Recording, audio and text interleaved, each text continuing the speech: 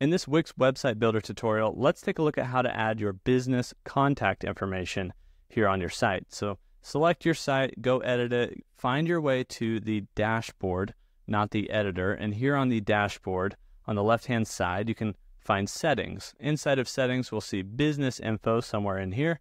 And we click business info and we can scroll down to the bottom and we actually have contact info here sort of at the bottom of location info. And so we've got location and then we have contact. So we could enter in an email address, a phone number, even a fax number here to actually just fill in the contact info for our business. And so then if we have a contact form or a contact area that's sort of auto-populated with our business information, this information will be in there for anyone like your clients or customers to be able to contact your business very easily.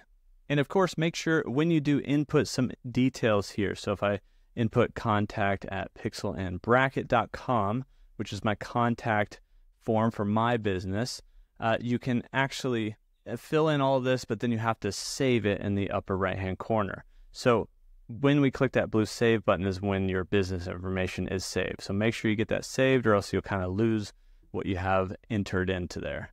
And that's how you can fill out your contact info for your business here on your Wix website.